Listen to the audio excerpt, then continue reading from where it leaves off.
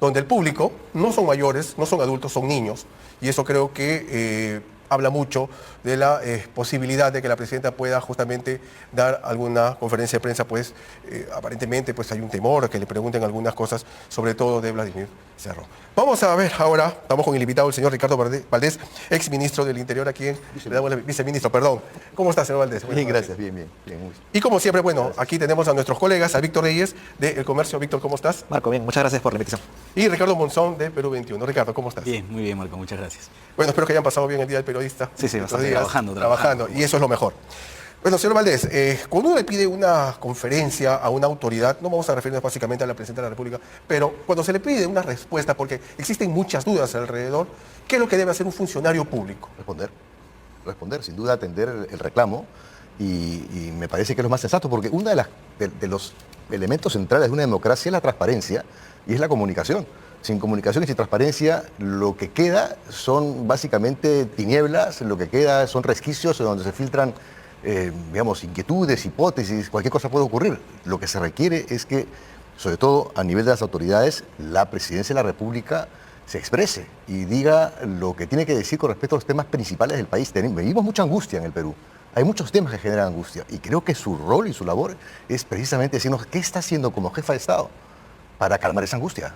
Eso es lo más sensato. Eso ocurre en todo el mundo. Sobre todo el día jueves, ¿verdad? De hace 2 semanas, cuando hubo la paralización y nadie sabía de la presidenta ese día. Bueno, hace varios días que no sabemos de la presidenta de la República. Entendemos que tiene un conflicto interno, vamos a entenderlo de esa forma, en donde lo que creo que se siente muy presionada de repente por las circunstancias y las situaciones que les toca vivir. Ella ha sido tremendamente golpeada por los casos del Rolex, por los casos de su hermano Nicanor Boluarte, por los casos del cofre. Entonces está en el escenario político muy cuestionada y por lo tanto yo entiendo que ella no quiera dar la cara, pero me parece que hace mal porque creo que debe salir ya a explicar el conjunto de circunstancias que están detrás de estos cuestionamientos, pero sobre todo a responder, las otras inquietudes. ¿Qué se está haciendo en seguridad, en desarrollo? ¿Cómo vamos a trabajar el tema de la PEC? En fin, hay una serie de temas que son importantísimos para el desarrollo del país y que, bueno, ahí estamos, ¿no? Tiene que responder también con respecto a la desnutrición, a la pobreza, a la informalidad, a la situación de las minas. En fin, está manejando un país. Y si es jefa de Estado, tiene que dar cuenta de todos los sectores que tiene que hacer con la toma de decisiones. La primera funcionaria. No sé, Claro. Discúlpeme, solamente antes. Víctor, sí. ¿Ustedes, Ricardo, han enviado alguna comunicación a Palacio para alguna entrevista con la presidenta también?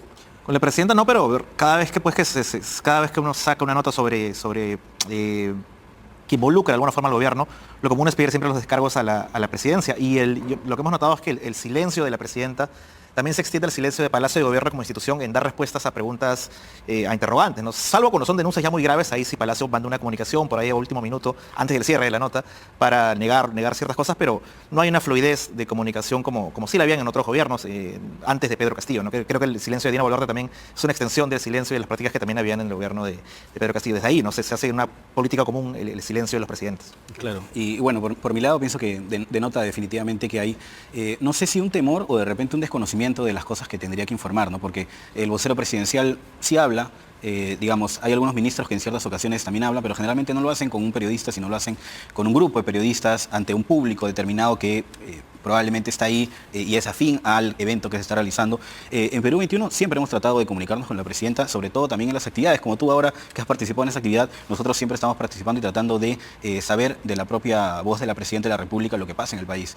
Y muchas veces no encontramos esa respuesta, ¿no? Entonces, ojalá que esa práctica cambie, porque definitivamente falta todavía un periodo importante de la Presidenta de la República y hay muchos temas por resolver, ¿no? De hecho, el sector interior me parece que es uno de los sectores donde hay más cuestionamientos, ¿no? El ministro del Interior es uno de los ministros que están más cuestionados del gabinete ministerial. Y quería preguntarle, señor Valdés, al respecto, si usted podría, por ejemplo, poner una calificación al desempeño del gobierno en el sector interior, porque mucho se ha hablado de los cuestionamientos de este ministro y de que no se debería estar cambiando a cada rato el ministro, pero lo cierto es que no hay resultados en la lucha contra la criminalidad y no solo no hay resultados, sino que cada vez parece haber una sensación, una percepción, hay encuestas de victimización que dan cuenta de que la situación en el país no es buena. ¿Usted le podría calificar al ministro del Interior o al sector de Interior de este gobierno? Yo creo que la calificación ya está dada por las encuestas. O sea, creo que sería reiterarlo. O sea, si uno mira cuántos son los niveles de popularidad del gobierno, del Congreso de la República, del sector interior, hay una calificación que responde básicamente a cómo este sector del Estado, que tiene que hacer con la seguridad, con el orden público y con otros temas adicionales, es percibido por la ciudadanía. Entonces ahí está la calificación. Entonces, dependiendo de cuál sea la encuestadora, vemos que el sector está duramente calificado. Si tuviésemos que poner una calificación de 0 al 20, entendiendo que el 100% es 20, digamos, de aprobación, el sector interior está en 0,5, más o menos, ¿no? O 0,4, 0,3, dependiendo. Y caramba, el 0,1 estaría el Congreso de la República, y mucho menos. Entonces, yo no me animaría personalmente a una calificación del ministro. Mi opinión con respecto al ministro ya la he dado en otros medios. No es positiva, definitivamente, como no es positiva mi opinión con respecto al manejo del sector interior.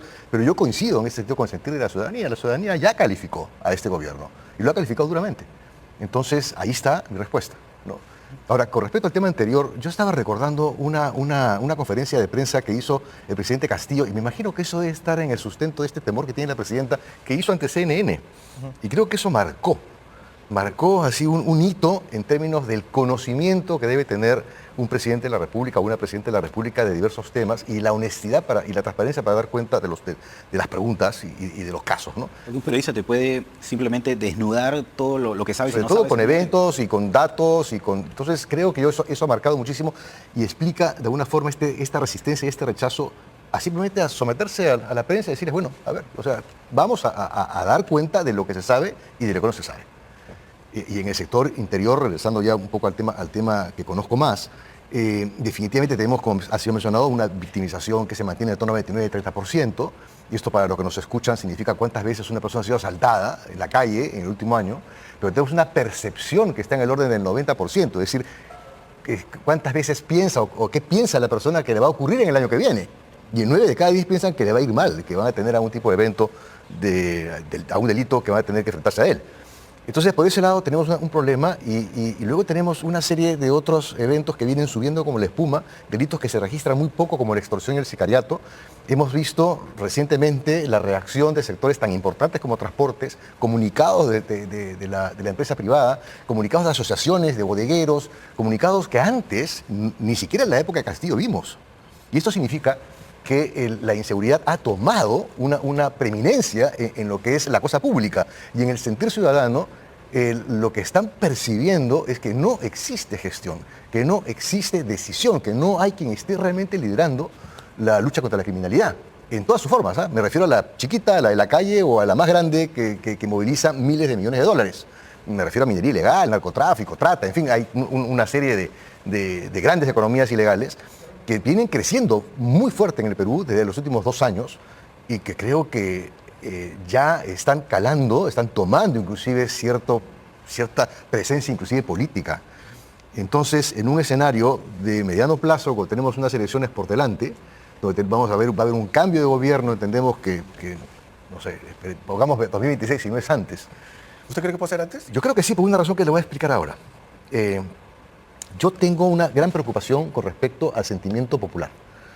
El sentimiento de desprotección con respecto a lo que puede pasarle a uno o a su familia viene creciendo enormemente, y sobre todo porque viene mezclándose con una percepción de o la posibilidad de perder la vida ante el incremento del sicariato y el incremento de los homicidios, que vienen subiendo los homicidios. No estamos a nivel de Ecuador, que está al 40 por 100.000, pero ya estamos 8 acercándonos al 9 y quizás al 10. Vamos a ver qué pasa en el año. No, América Latina es la región más violenta de todo el mundo. Entonces, ahí tenemos un tema. ¿Qué es lo que yo creo que puede empezar a ocurrir? Cuando estamos percibiendo que además la intervención de la criminalidad está ahogando a los empresarios, pequeños empresarios, emprendedores, a los negocios puerta a la calle. Y eso lo que está generando es una sensación de ahogo, porque es un acogotamiento real y además simbólico. Están trabando el curso de la economía, y eso genera no solamente la pérdida del empleo, la pérdida del negocio, sino genera la pérdida de la posibilidad de vida de la familia que está detrás de ese negocio. Y eso puede significar digamos, que ya lo estamos viendo, protestas a las cuales se van a plegar. ¿Qué pasó con el paro de transportistas?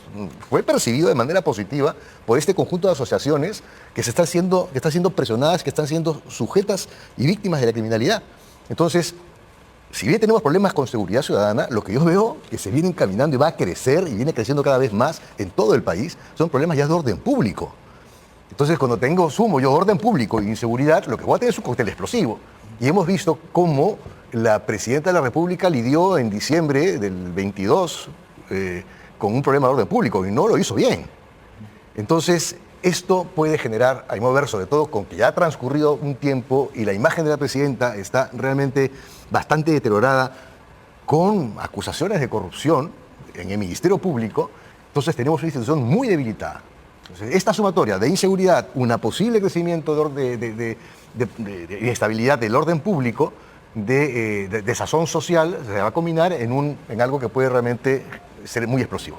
Mencionaba una palabra clave que es el liderazgo y la falta de liderazgo de la presidenta, ¿no? Diciendo esto en un contexto, digamos, que se está enfrentando una coyuntura, digamos, no netamente política.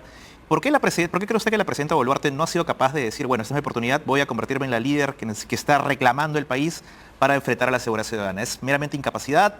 ¿No se da cuenta que este es el momento en el que el Perú está reclamando justamente un liderazgo que lo pueda, digamos, guiar a través de esta arremetida, de esta escalada de crimen organizado, de violencia? ¿Por qué no es capaz, digamos, Boluarte de tomar la batuta y decir, ya, de repente no ha sido hasta ahora una buena presidenta, pero vamos a poner todo el esfuerzo para enfrentar esto como país? Esa sería la pregunta que habría que hacerle a ella en una reunión con periodistas. Me parece que es la pregunta que ella debería responder. Pero es precisamente la pregunta que ella teme que se le haga, ¿no? Porque lo que vemos en general, y retrasamos unos años atrás, cuando estábamos en proceso electoral, Pedro Castillo se tropezó con la presidencia de la República, hay que ser cierto, y había realmente en el contexto político una desunión, una falta de pensamiento en el país, una falta de interés por cohesionar y por manejar posturas que permitan un llegar hacia la vida política de una manera más integrada. Espero que eso realmente cambie en el 2026. Y Pedro Castillo entra de manera muy sorpresiva y entra con una vicepresidenta, con una sola vicepresidenta, porque Cerrón, el famoso Cerrón, no pudo ser parte de la plancha. Entonces ya venía maculada esa plancha, pero ya venía con un problema, venía con una mancha. Nació quemada la plancha. Nació quemada, ¿no? Plancha quemada. Llegó así, llegó como plancha quemada a la presidencia de la República. Y el señor Castillo demostró a lo largo del tiempo su ineptitud, su incapacidad para manejar un país. Y creo que la vicepresidenta no ha sabido tampoco dar la talla en ese sentido, porque pienso que se ha sentido muy presionada por sus propias limitaciones. Entonces, ella se apegó a un sector como el MIDIS, que fue en lo que se concentró, trató de manejarse en ese nivel para desde ahí poco hacer lo mejor posible, pero también se tropezó con la presidencia de la República como se tropezó Castillo. Y ella llega a la presidencia de la República en un momento tremendamente convulso porque Castillo trabajó para eso, junto con el ex premier y, en fin, aquellos que están siendo procesados por golpe de Estado. Y le costó armar un equipo, que cambió en mes y medio, cambió 3 ministros del Interior. Sí. ¿No? Entonces le ha costado armar un equipo, pero en el camino han ido saliendo cosas que en realidad ya llegó con una discapacidad para poder realmente enfrentar la vida política, ¿no? Entonces, el liderazgo, que es el que uno reclama de ella, supone, y regresamos al principio de la reunión, supone transparencia, supone honestidad como primera condición para poder contactarse y conectarse con la gente. Claro, sobre todo porque es la primera funcionaria del país. Del país. Debe dar explicaciones al país. No a los periodistas, los periodistas solamente somos el canal para Tiene que eso. tener la capacidad de decir, me equivoqué. Exacto. Y no lo ha hecho. No hay ningún problema. Acá podemos conversar bien. Finalmente los periodistas no somos jueces, solamente preguntamos. Ahora, el señor Santibáñez, lo que ha dicho el ministro del Interior, que si no funcionan estos estados de emergencia, se va, renuncia. No, eso no ha dicho.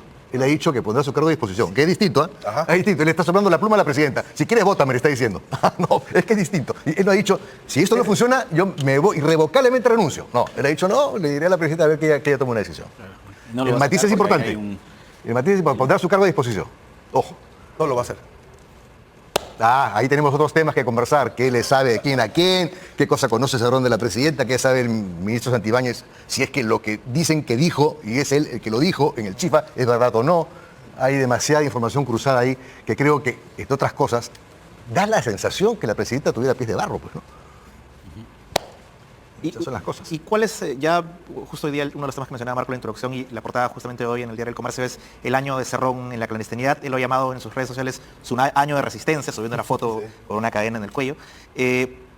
¿Cuál es la principal razón? ¿Cómo explicar que en un año la policía, si lo que uno dice normalmente es cuando la policía quiere atrapar a alguien, lo atrapa? Ha pasado un año y no puede atrapar a este señor que además tuitea casi todos los días. ¿Por qué? ¿Cuál es la principal explicación que le encuentra? Hay dos cosas. O se Con esa respuesta venimos, nos vamos a una pausa y Ya, regresamos. no, ¿cómo no? Regresamos entonces en unos segundos con esa respuesta. Volvemos.